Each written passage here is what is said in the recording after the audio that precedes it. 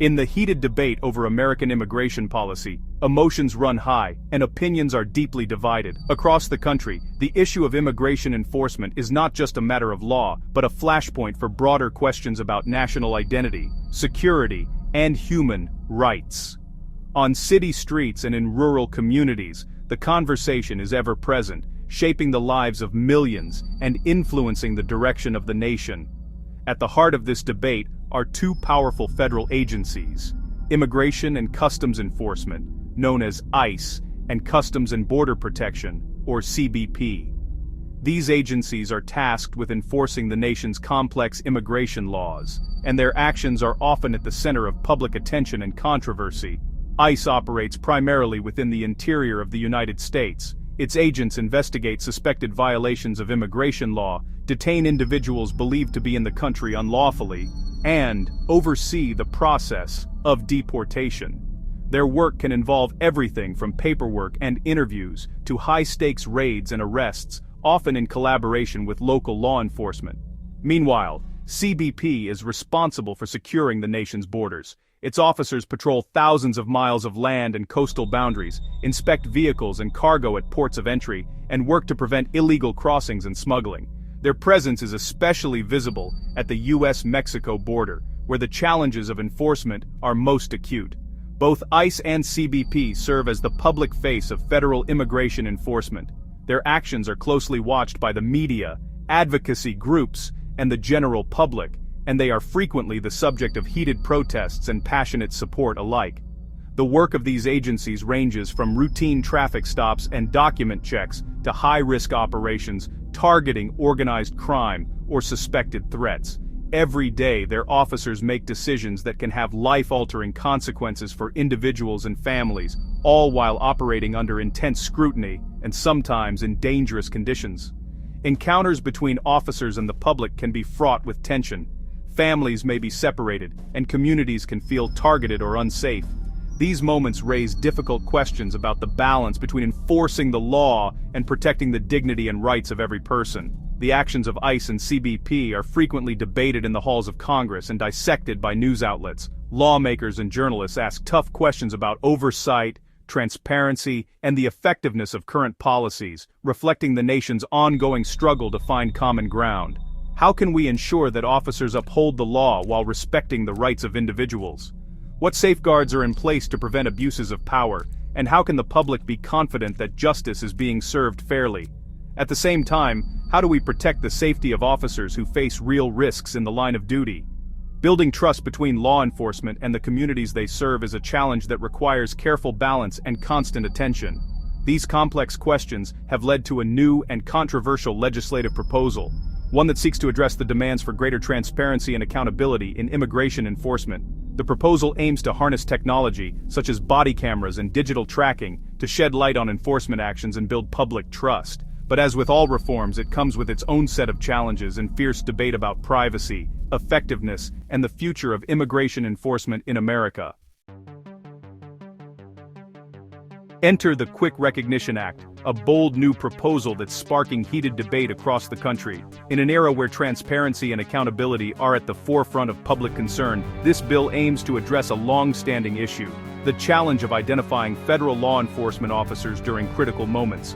The legislation was introduced by Congressman Richie Torres, a lawmaker known for championing civil rights and government reform. Torres has positioned himself as a leading voice for increased oversight of federal agencies, and this bill is his latest effort to bring more sunlight to law enforcement practices. If passed, the Quick Recognition Act would require all ICE and CBP agents to wear uniforms featuring scannable QR codes. These codes would be prominently displayed, making it easy for anyone to access key information about the officer in real time.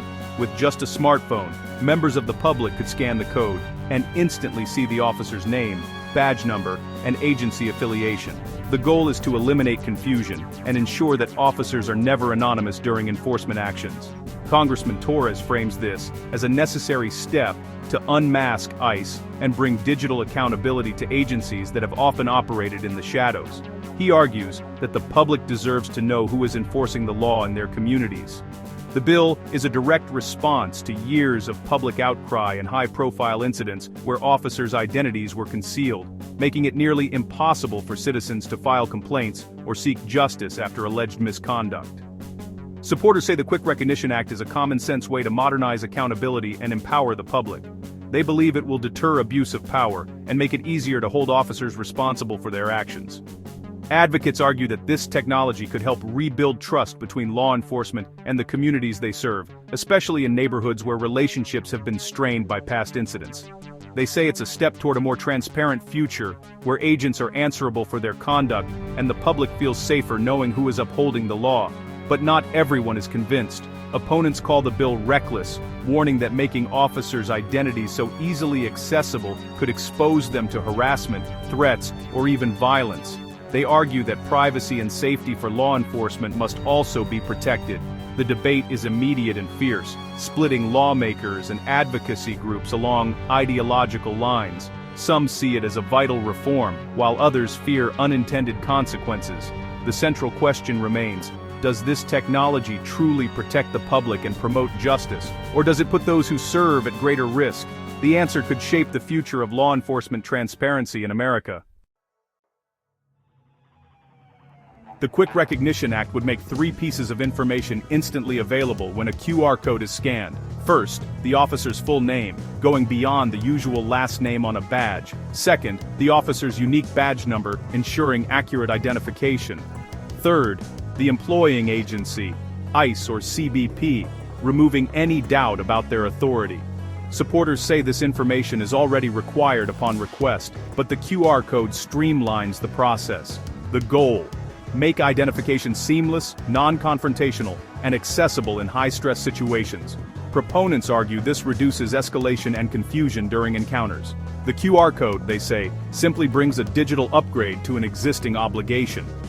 Critics worry about the risks of making this information so easily accessible.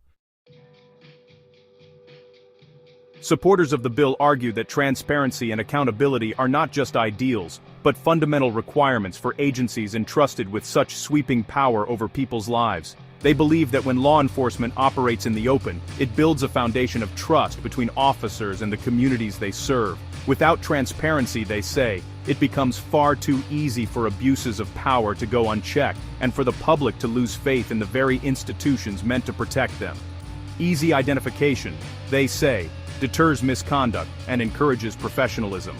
When officers know they can be held accountable for their actions, they are more likely to treat civilians with respect and follow proper procedures. Visible identification also reassures the public that officers are not above the law, but subject to the same standards as everyone else. Many immigrants and citizens report being unable to identify officers during chaotic enforcement actions.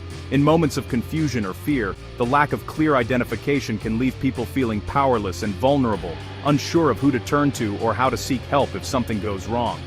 The QR code, they argue, removes barriers to filing complaints or commendations. By making it simple to access an officer's information, the system empowers people to speak up, whether to report misconduct or to recognize good work, without having to navigate bureaucratic hurdles. Proponents also say scanning a code is safer and less confrontational than verbally requesting ID. In tense situations, asking for identification can escalate emotions or be perceived as a challenge. A quick scan, on the other hand, is discreet and efficient, reducing the risk of misunderstandings or conflict. This, they believe, de-escalates tense situations and empowers civilians.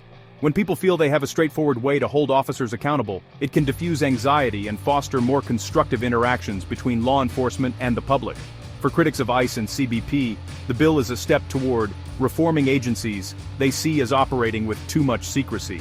They argue that a lack of transparency has allowed patterns of abuse and misconduct to persist, and that meaningful reform starts with making these agencies more open to public scrutiny.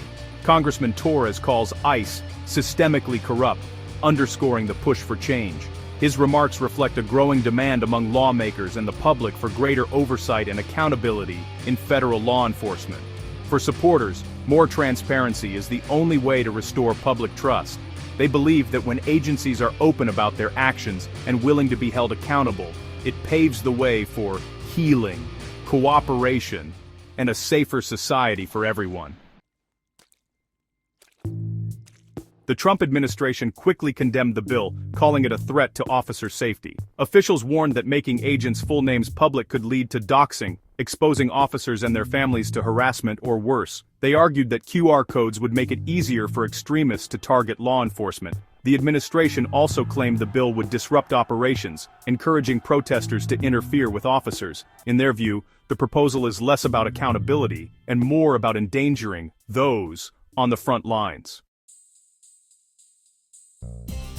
The debate over the Quick Recognition Act is a clash of priorities: officer safety versus public oversight. The Trump administration cites a dramatic rise in assaults on ICE officers, blaming political rhetoric for increased danger. They argue that making officers easier to identify only heightens the risk. Supporters counter that civilian safety is also at stake, especially in encounters with armed agents. They believe transparency deters abuse and de-escalates conflict. Proponents say scanning a QR code is safer for civilians than challenging an officer directly. Critics argue the risk of doxing is overstated and manageable. The core question: whose safety should take precedence?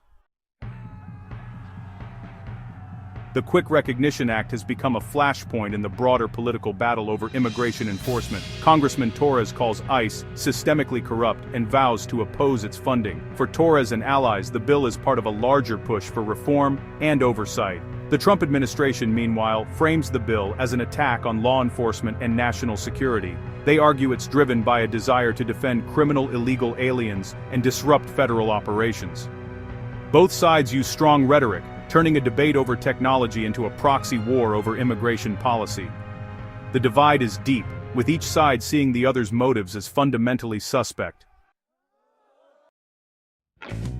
The QR code proposal is just one front in a larger movement to abolish ICE altogether. Some lawmakers, like Congressman Shri Thanadar, argue ICE is beyond reform and should be dismantled. They cite systemic abuses and high-profile tragedies as evidence. For abolitionists, the QR code bill is a tool to expose misconduct and build the case for ICE's dissolution. Opponents see the bill as a Trojan horse, meant to harass and ultimately dismantle a vital agency. The debate is no longer just about transparency, but the very future of immigration enforcement. The stakes are existential for both sides. The Quick Recognition Act forces a reckoning between two core values: transparency and officer safety. Proponents argue that accountability is essential. Law enforcement should not be anonymous. They believe digital identification deters abuse and builds trust. Opponents warn that making officers' names public invites harassment and violence. The debate is about where to draw the line between public oversight and personal security. Is there a middle ground? Perhaps a system that reveals only a unique ID, not a name. As the bill moves forward, the challenge is to balance these competing priorities. The outcome will shape the future of law enforcement and public trust in America.